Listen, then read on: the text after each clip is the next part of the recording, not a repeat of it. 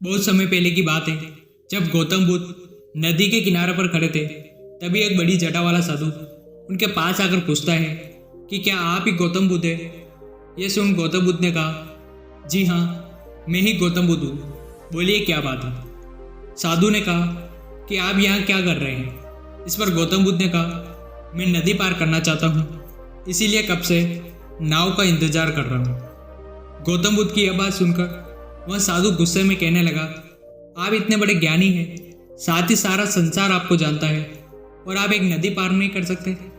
आप यहीं रुके, मैं आपको नदी पार करके दिखाता हूँ। फिर वो साधु थोड़ी देर में नदी पार करके वापस लौट आता है और गौतम बुद्ध से कहता है कि देखो, मेरे पास इतनी क्षमता और ज्ञान है, फिर भी लोग मुझे नहीं जानते, और आप ऐसा कुछ भी नहीं कर सकते, फिर भी सारा संसार आपको जानता है। और तब गौतम बुद्ध ने उस साधु से पूछा कि आपको इस कला को सीखने में कितना वक्त लगा?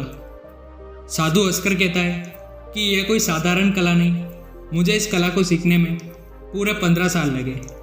दोनों बातें ही कर रहे थे कि इतने में उस किनारे से नाव आती है और दोनों नाव में बैठकर नदी पार कर लेते हैं।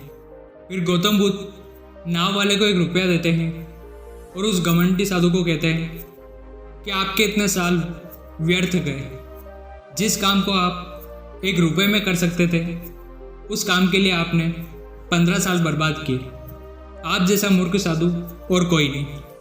गौतम बुद्ध कहते हैं कि अगर यही 15 साल आप लोगों की भलाई और अपने जीवन को सार्थक करने में लगाते, तो आज आपको भी कहीं ना कहीं पूरा संसार जान रहा होता।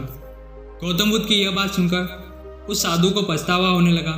साधु ने कहा कि आप सही कह रहे हैं, मैंने अपने जीवन के 15 साल व्यर्थ कर दिए। अगर मैं भी आपके इस मार्ग पर चलता तो मेरा जीवन सार्थक हो जाता। गौतम बुद्ध ने कहा, अब भी कोई देर नहीं हुई है। अगर आज से आप इस मार्ग पर चलेंगे तो कभी ना कभी लोग आपको जानेंगे और आपका जीवन सार्थक हो जाएगा।